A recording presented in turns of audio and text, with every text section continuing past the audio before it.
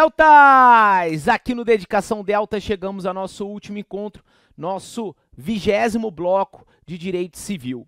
Bom, são 20 blocos trabalhando o essencial para delegados de polícia estaduais. Aí, dentro do nosso estudo, a gente viu o quê?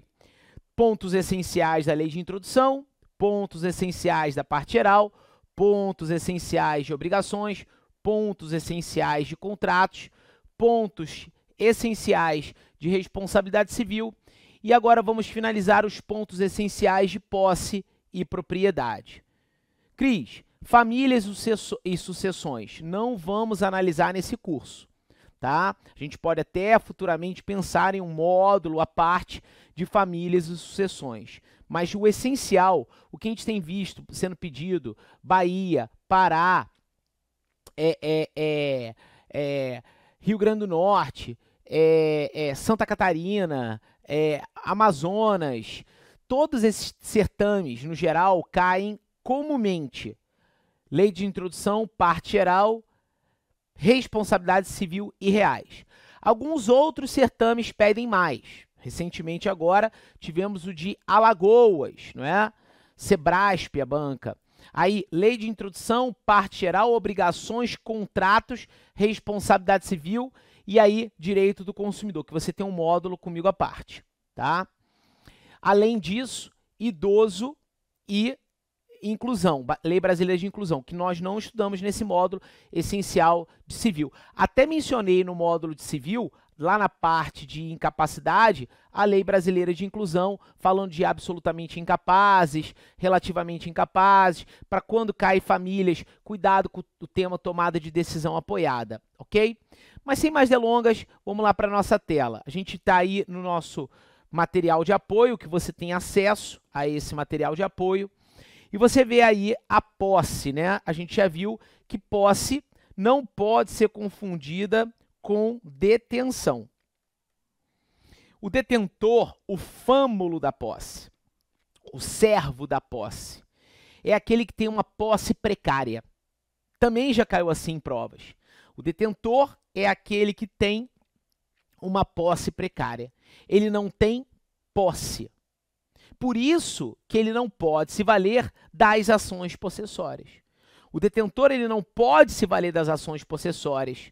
Uma reintegração de posse, no caso de esbulho, uma manutenção de posse, no caso de uma turbação, um interdito proibitório, no caso de ameaça de esbulho ou de turbação. Não pode, ok? Não pode se valer dos interditos possessórios ou das ações possessórias. Mas você sabe muito bem que o possuidor ele pode se valer do uso da força própria na defesa da posse. O possuidor, ele sim, ele poderá se valer do uso da força própria na defesa da posse, o que nós chamamos de desforço possessório ou de desforço imediato. Desforço possessório ou de desforço imediato. O uso da força própria, desde que ele não abuse desse direito. Mas se nós pegarmos o artigo 1198, e eu peço para você ir de casa, você que está aí na biblioteca, no seu escritório, onde você estiver estudando, abra aí no artigo 1198 do Código Civil. Estou usando meu Código Civil aqui, 4ª edição, nem eu tenho a 5ª edição ainda. A 5ª edição, ela acaba de sair na editora Juspodium. E aí diz o artigo 1198, acompanha aí comigo. Considera-se detentor aquele que, achando-se em relação de dependência para com o outro, conserva a posse em nome deste e em cumprimento de ordens ou instruções suas. Veja, então, o detentor é aquele que tem uma situação hierárquica ali junto à questão do possuidor. O possuidor ele exerce uma hierarquia sobre o detentor, tanto que o detentor ele cumpre ordens. Ele cumpre ordens em nome do possuidor. Então é o caso do caseiro, do soldado e a arma, do motorista e o carro, ali o cara que pega um valet, por exemplo, né?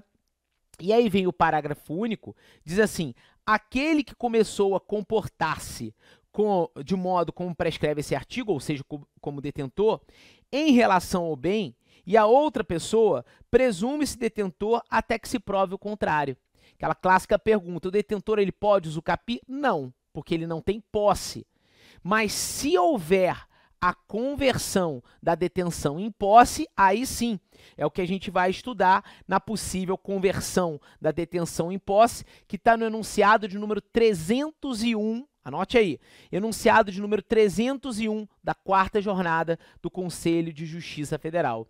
Artigo 1198 diz, é possível a conversão da detenção em posse desde que rompida a subordinação na hipótese de exercício em nome próprio dos atos possuidores. Vamos imaginar a seguinte situação. Olha só, temos a situação de um caseiro que ele cumpre ordens de Maria. O Carlos é caseiro de Maria, ok? O Carlos é caseiro de Maria, beleza. E aí, Maria morre, não tem herdeiros. Aquela relação de Carlos e de Maria, que Carlos cumpria ordens de Maria, há um rompimento no estado de subordinação.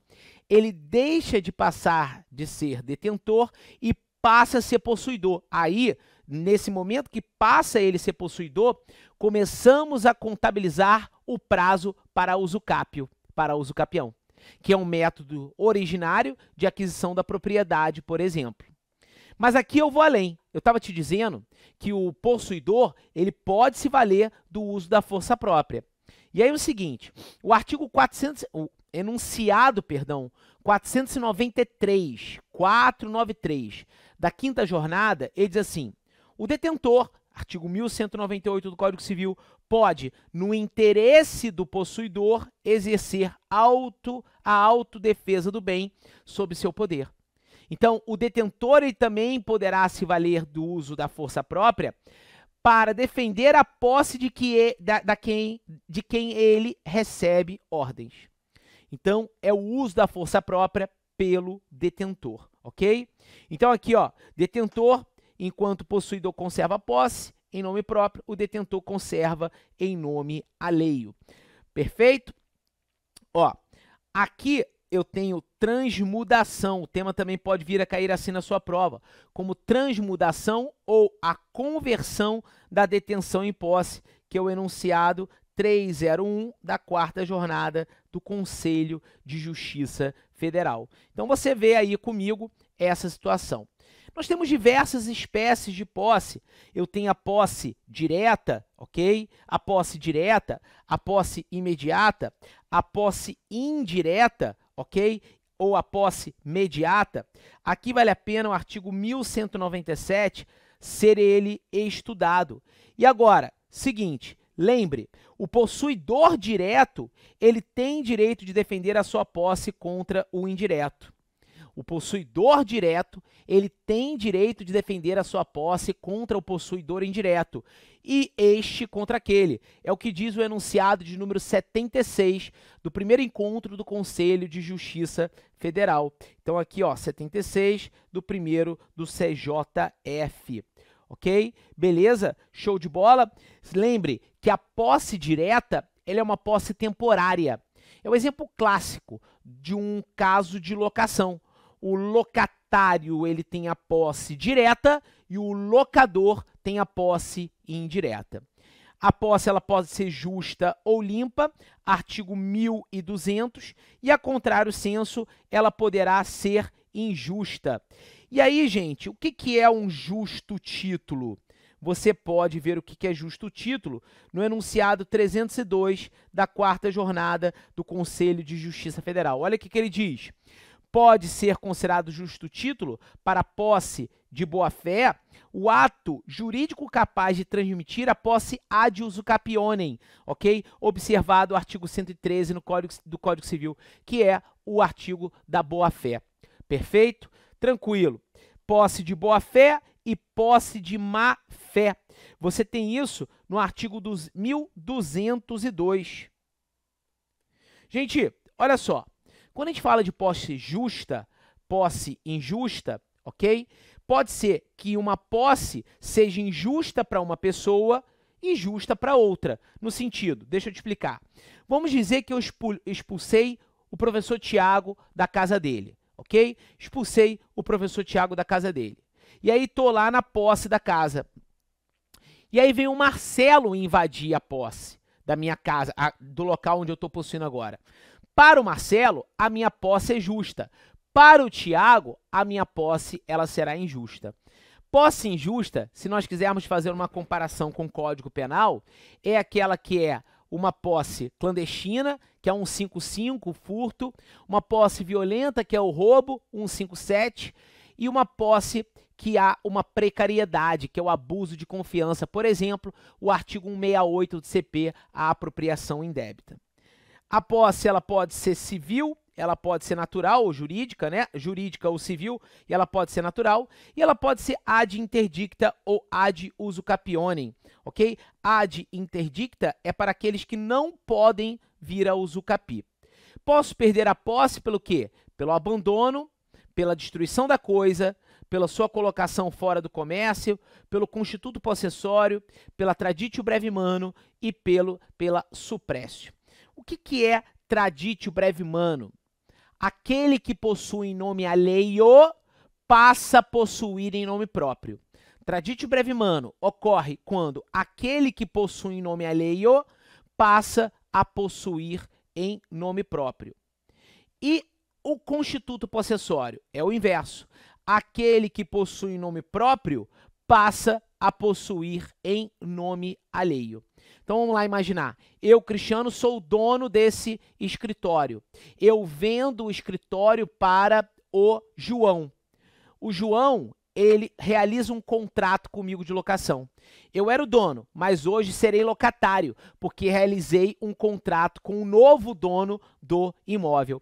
Eu possuí em nome próprio, vendi para João e por um contrato passei a possuir em nome alheio. É um exemplo de constituto possessório. Ok? Bom, e traditio brevimano, aquele que possui nome alheio passa a possuir em nome próprio. Vamos dizer, eu sou locatário, o locador deseja vender o imóvel, ele me dá o direito de preferência, ele me cede o direito de preferência, ele me dá o direito de preferência, eu exerço. Eu que possuía em nome alheio, passo a possuir em nome próprio. A gente viu até uma situação lá na teoria geral dos contratos que o prazo será reduzido à metade lá no caso de vícios redibitórios, artigo 445, segunda parte. Não esqueça disso. Tudo bem? Beleza? Ó, a aquisição da posse pode ser adquirida por quaisquer dos modos de aquisição geral, pode ser ela originária, pode ser ela derivada. Pode haver a sucessão hereditária pela successio possessionis e accessio possessionis, tá? Dá uma olhada aí no 1206, 1207 do Código Civil.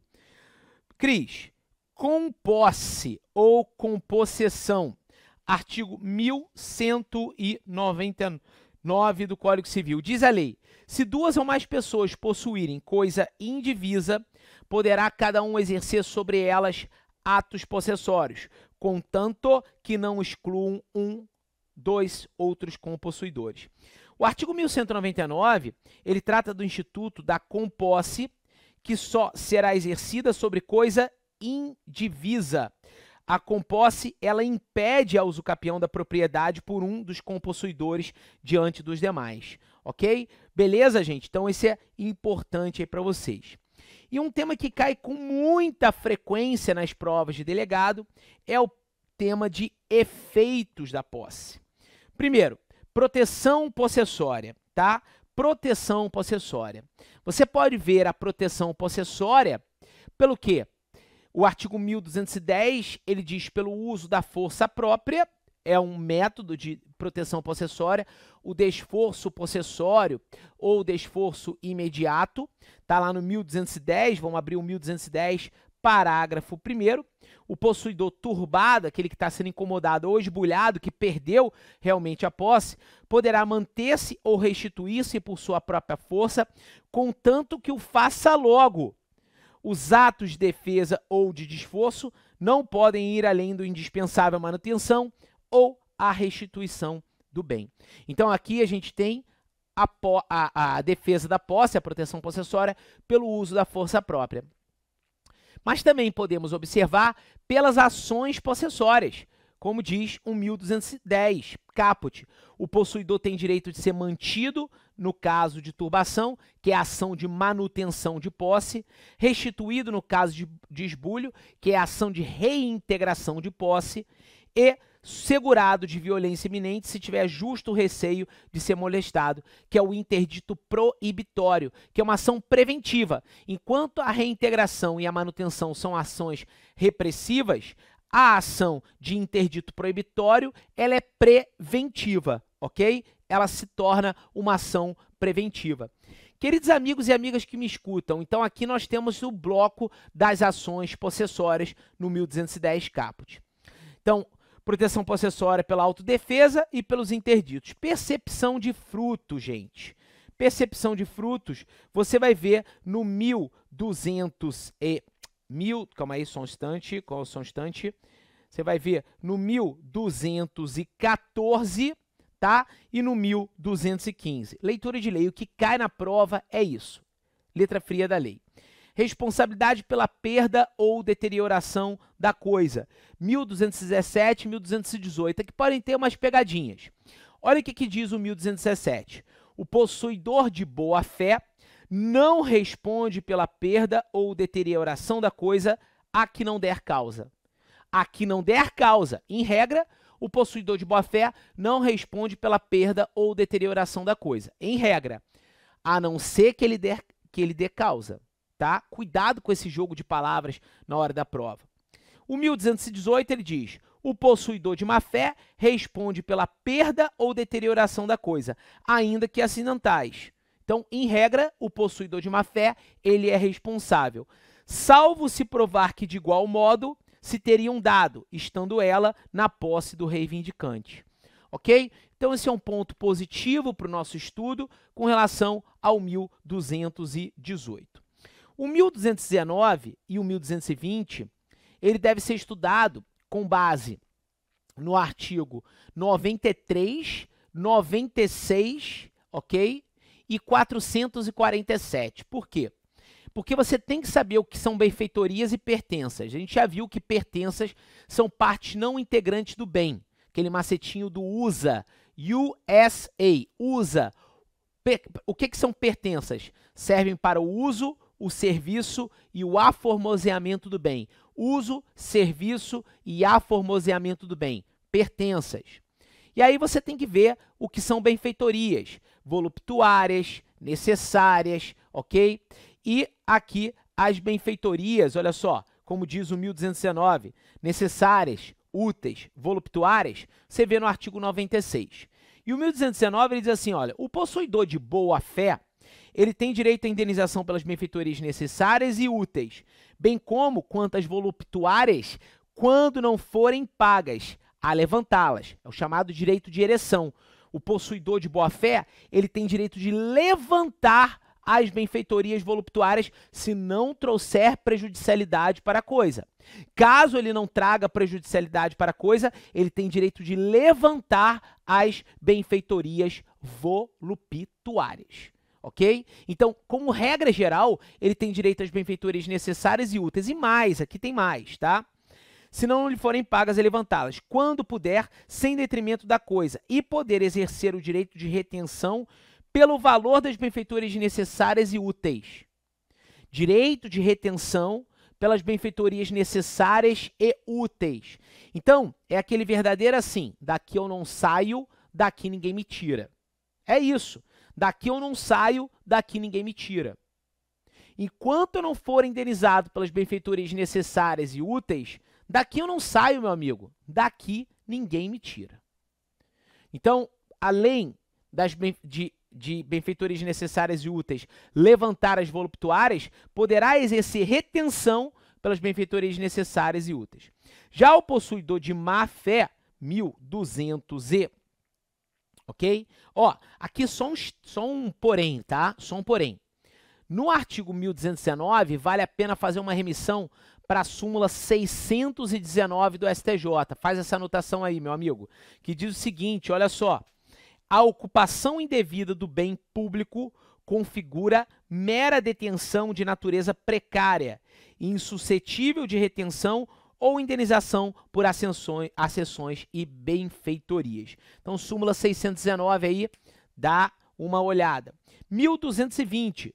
Ao possuidor de má-fé serão ressarcidas somente, olha aí, guarda isso, somente as benfeitorias necessárias. Não lhe assiste direito de retenção pela importância destas e nem levantar as voluptuárias. Então, ele não tem direito a retenção, somente tem direito à indenização as necessárias, não as úteis e muito menos levantar as voluptuárias, ok?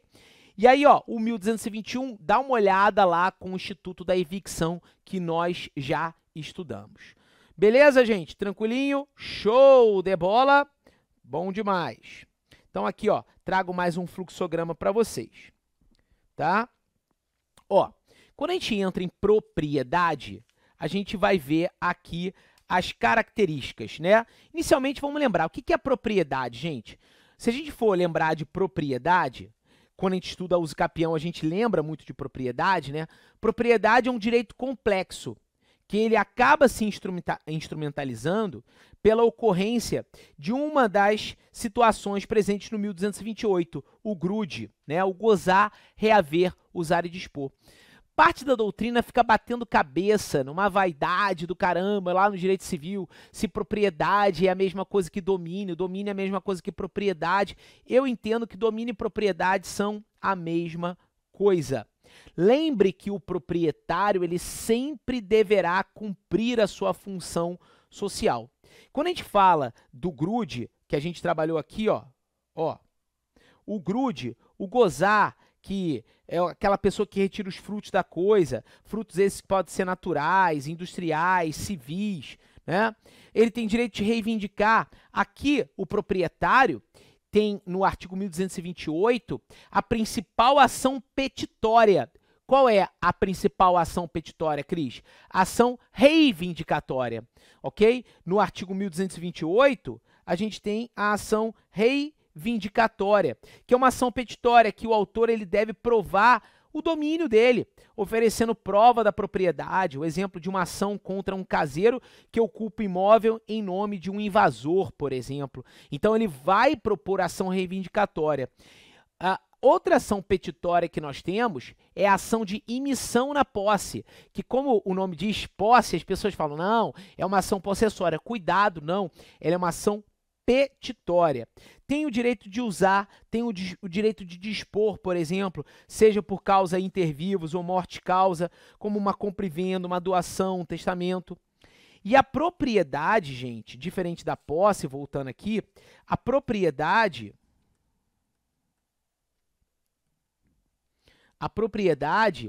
ela pode, por exemplo, ser plena. Ou pode cair assim na sua prova, ó, alodial, em que a pessoa tem o grude, tem todos os poderes, o gozar, o reaver, usar e dispor, e ela poderá ser limitada ou restrita, se você quiser chamar assim. Por exemplo, aqui recai sobre a propriedade algum ônus. Ok? Recai sobre a propriedade algum ônus.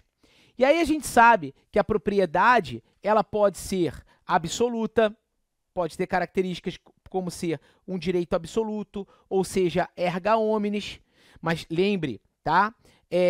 A propriedade é um direito absoluto, mas ela pode ser, tá, relativizada, ok? Agora, você não pode usar a propriedade como você bem entender. Não, não pode. Por quê? Em razão de uma função social. Lá no 1228, parágrafo 1º, você tem a função social, tá? E ela poderá ser relativizada quando ela estiver conflitando com outro direito fundamental. Ela é um direito exclusivo, porque pertence a uma pessoa, e ela é perpétua, tá? É um direito perpétuo, porque permanece enquanto não houver uma causa de extinção ou mesmo uma causa modificativa. Bom, gente, aqui temas de prova. Temas de prova. 1228, parágrafo 1º, função social. 1228, parágrafo 2º, atos emulativos. quando a pessoa utiliza a propriedade com o fim de prejudicar outrem. Utilizar a propriedade com um fim totalmente diverso daquilo que foi programado.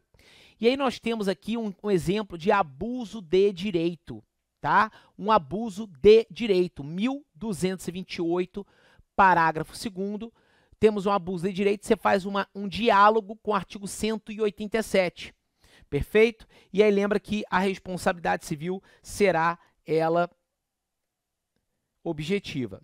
Desapropriação administrativa que você conhece, 1228, parágrafo 3º, e a desapropriação judicial que cai muito, gente, 1228, parágrafo 4º e parágrafo 5º. Por que isso não é uso capião, Cris? Muito simples. Veja o 1228 no parágrafo 5º que você vai perceber o porquê. O porquê?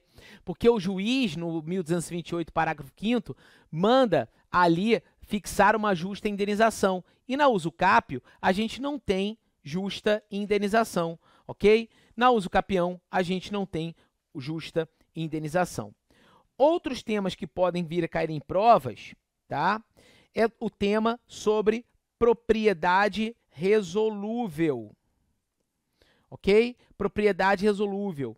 E aqui, gente, eu cito como exemplo o artigo 505, o artigo 521 e a obrigação de você ler o artigo 1359. Essa propriedade resolúvel, ela pode ser extinta por quem? Extinta por quem? Pela condição, pelo termo, ok? Ou quer por uma condição que possa destruir uma relação jurídica.